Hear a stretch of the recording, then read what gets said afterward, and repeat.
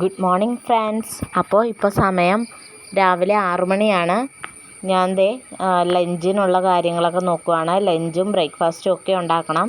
അപ്പോൾ ഇന്ന് working day ആയതുകൊണ്ട് ശ്രീയേട്ടനും പോകണം, കൊച്ചിനും പോകണം, ജാനിക്കുട്ടിക്കും പോകണം. അപ്പോൾ ഞാൻ വേഗം തന്നെ തലേദിവസമേ ഞാൻ മീനൊക്കെ പുരട്ടി വെച്ചിട്ടുണ്ട് കേട്ടോ. അപ്പോൾ ഒരു മീൻ വറുത്തതും മീൻ കറിയും തോരനും ആക്കാമെന്നാണ് വിചാരിക്കുന്നത്. ബ്രേക്ക്ഫാസ്റ്റിന് വേണ്ടിയിട്ട് പുട്ടും മുട്ടയും ഉണ്ടാക്കാമെന്നാണ് വിചാരിക്കുന്നത്. അപ്പോൾ തേങ്ങ ഇല്ലാത്തത് കൊണ്ടിട്ടാട്ടോ ഞാൻ ഈ കിളിമീൻ മുളക് കറി വെക്കുന്നത്. അല്ലെങ്കിൽ ഞാൻ തേങ്ങ അരച്ചാണ് സാധാരണ വെക്കാറ്. അപ്പോൾ മീൻ കറി വെക്കുന്നുണ്ട്, അതിൻ്റെ ഇടയ്ക്കൂടെ മീൻ വറുക്കുന്നുണ്ട്,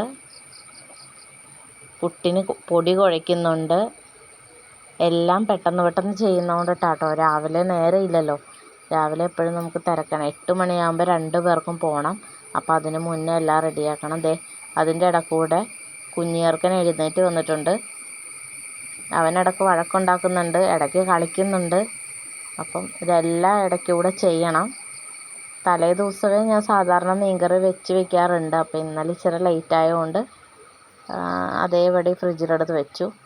അപ്പോൾ മീൻകറി ആയിക്കൊണ്ടിരിക്കുന്നു. മീൻ കറിയായി, മീൻ വറുത്തതും ആയിട്ടുണ്ട്. ഇനി നമുക്ക് തോരനുള്ളത് നോക്കാം. ക്യാരറ്റ് തോരനാട്ടോ ഞാൻ ഉണ്ടാക്കുന്നത്. അപ്പോൾ ക്യാരറ്റ് തോരൻ ആക്കുന്നുണ്ട്. ആ കൂടെ ഞാൻ പുട്ട് പൊടി കുഴയ്ക്കുന്നുണ്ട്.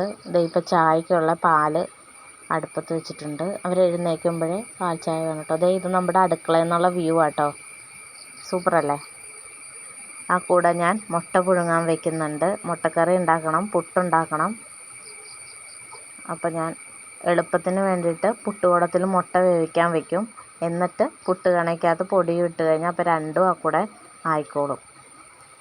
അപ്പോൾ മുട്ടക്കറി മുട്ടക്കറി ആവുന്നുണ്ട് കേട്ടോ.